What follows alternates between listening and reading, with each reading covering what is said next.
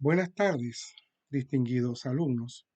El objetivo de la presente exposición es explicarles cómo hacer el planteamiento y la formulación del problema de la investigación, correspondiente al primer capítulo de las tesis de grado, de maestría o doctorado, de acuerdo pues a una concepción estándar del proceso de investigación. Ahora, a mi modo de ver, lo primero que hay que considerar es ver qué es un problema. ¿Qué vamos a entender por un problema? Y lo entendemos como todo aquel ente o proceso de la realidad que impide el desarrollo de otro ente de la realidad, bien sea un individuo, unas instituciones, una nación, un continente, toda la población en general, como fue el caso del coronavirus, que incidió en la salud de toda la población mundial, registrándose como una pandemia.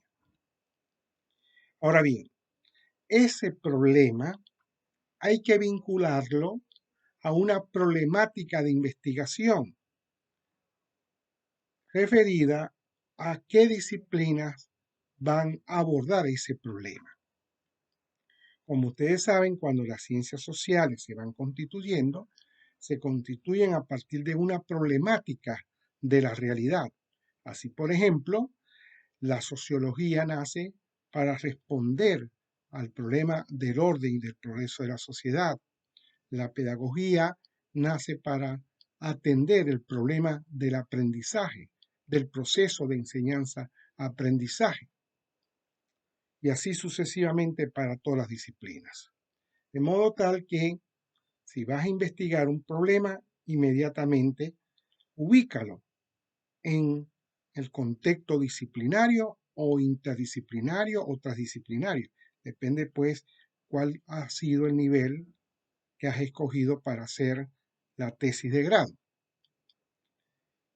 Ahora bien, definido el problema, nosotros tenemos que conocer algo previamente, y es cuál es el origen del conocimiento. Esto es una zona o un espacio que hemos denominado epistemológica, una zona epistemológica. ¿Por qué? Porque el origen del conocimiento es en base al objeto de estudio, en base al sujeto que investiga o una combinación de ambos. Si uno considera que el problema hay que abordarlo desde el punto de vista del objeto de estudio, que hay que ir al objeto de estudio para caracterizarlo y explicarlo, estamos ante un enfoque o paradigma epistemológico empirista. Empirismo viene de experiencia. Entonces el origen va a ser esa experiencia que el investigador va a adquirir directamente del objeto de estudio.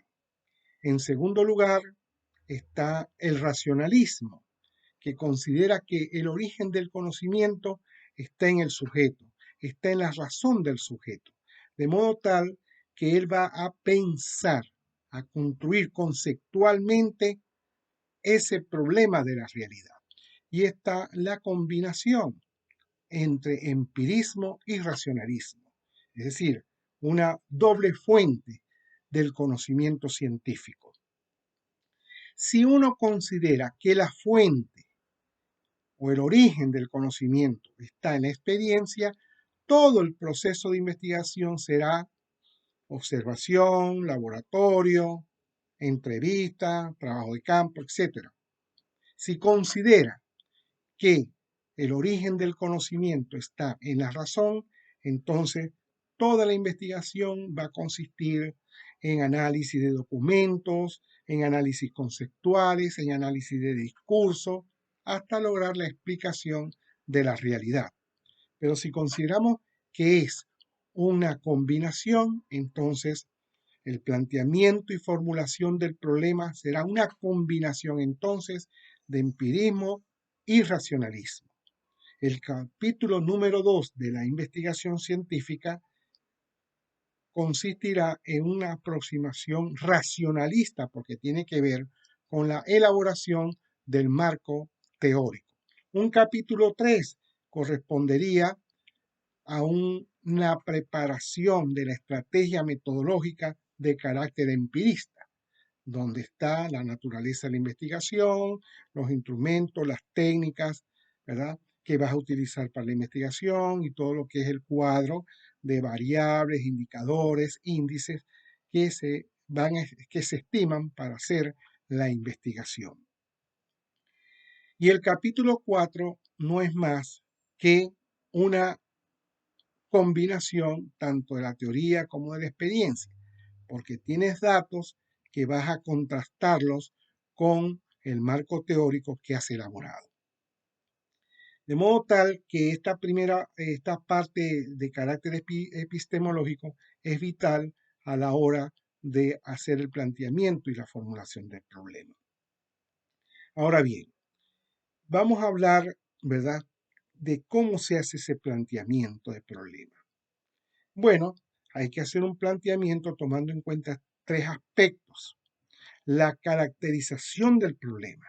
Empiezas a estudiar, a investigar ese problema, cuáles son sus características evidenciales que hay con respecto a ese problema. Luego te vas a ir hacia la causa o las causas que generan ese problema. Hay causas que son variadas, que abarca un nivel del mismo fenómeno que estás investigando, que sería una aproximación totalmente empírica, luego una aproximación de causas a nivel sistémico o estructural, luego podrías abordarlo desde el punto de vista histórico, de en qué momento de la evolución se genera el problema. Y luego estudias los efectos, las consecuencias que tiene ese problema de investigación. Ahora bien, realizado esto, ¿verdad?, ¿qué vas a encontrar ahí en ese análisis? Una aproximación al estudio del problema, una aproximación que es de carácter coyuntural.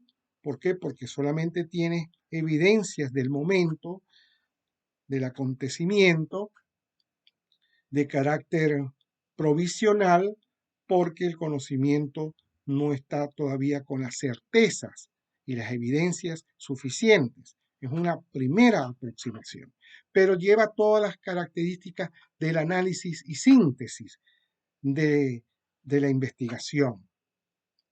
Ahora bien, cuando uno ha elaborado eso, ¿verdad?, de que estudias esos tres elementos, ¿verdad?, el problema en sí, las causas y las consecuencias, viene entonces el planteamiento, la formulación del problema. ¿En qué consiste la formulación del problema? Que puede aparecer, bien sea separado del planteamiento o en conjunto, de que el investigador, a medida que va haciendo el planteamiento, va generando las preguntas, ¿verdad?, que se le están presentando en virtud de carecer de certezas y de evidencias. Ahora bien, cuando uno está realizando eso, entonces las preguntas pueden ser generales o pueden ser particulares. Pueden ser abordajes de macro, elementos macros del problema, elementos micros del problema o una combinación macro-micro del problema. Ahora, cuando uno tiene eso, ¿verdad?, de estar haciendo el planteamiento y la formulación del problema, esto va a tener sus niveles. ¿Por qué? Porque las preguntas pueden ser referidas al problema en sí, referidas a las causas que lo generan y referidas a las consecuencias del problema. Y por supuesto, la combinación de los tres elementos. Ahora, ese problema, como estamos en el desarrollo de un conocimiento vertiginoso, en la coyuntura actual, es muy difícil que un problema empiece de cero. Entonces hay que empezar a estudiar las fuentes a nivel del continente o globales, ¿verdad? Hacer como lo que yo llamo la técnica del embudo. Es decir, de la parte de la más abierta del embudo, ir buscando datos de cómo se está la situación a nivel mundial, luego vas bajando a nivel internacional, continental, nacional, regional y local. Entonces, ese nivel de abordaje de la investigación. Ahora bien, hay que abordar todos esos elementos. Eso es dependiendo del nivel de estudio, ¿verdad? Mientras más podamos encontrar las evidencias, ¿verdad? Hacen que nuestra investigación tenga un carácter universal, un carácter general, un carácter coyuntural, hasta llegar a investigaciones que son de casos. Eso pues dependiendo del nivel en el cual estás haciendo la tesis de grado y el nivel de urgencia que se tenga para abordar ese problema de investigación. Ahora bien, esta parte del planteamiento y formulación del problema, ¿verdad? Forma parte del capítulo 1 de la investigación. Una vez que uno ha elaborado el planteamiento y la formulación del problema, entonces vienen los objetivos generales y específicos de la investigación. ¿Y de dónde proviene eso? Del planteamiento y formulación del problema. Ante una variedad de preguntas o ante preguntas muy urgentes o muy evidentes, entonces uno decide, porque es una decisión, formular el objetivo o los objetivos generales de la investigación. Puede ser objetivos con respecto al problema en sí, objetivos con respecto a las causas y objetivos con respecto a los efectos del problema. Entonces, esto se acompaña, ¿verdad?, con la justificación de la investigación, que no es más que el para qué se está haciendo esta investigación. Una investigación, ¿verdad?, que tiene varias justificaciones. Una de carácter personal, que tiene que ver con que se está realizando la investigación para cubrir un nivel educativo, aspirar a un título universitario, etc. A nivel institucional, ¿qué instituciones están demandando que se realice esa investigación? Y de realizarse, ¿qué beneficios podrían darse a esas instituciones? Y un objetivo de carácter científico. Dado el estado actual del problema, uno puede aportar, aunque sea un granito de arena, en la evolución de la ciencia o de la disciplina donde tú estás haciendo la investigación. Si es totalmente original es porque no tiene ningunos antecedentes de estudios, de investigación.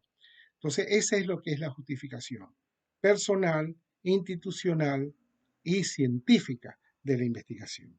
Luego viene la delimitación de la investigación en el espacio y en el tiempo, relativa a que dónde vas a hacer el mayor estudio, si va a ser un estudio de casos, si vas a hacer una muestra local, regional, internacional, etc. Eso viene siendo como una cobertura de hacer la investigación y que después va a ser un criterio para la evaluación de lo mismo, porque si has señalado que una delimitación va a ser de una cobertura muy mayor, pues te van a evaluar esa cobertura mayor, naturalmente.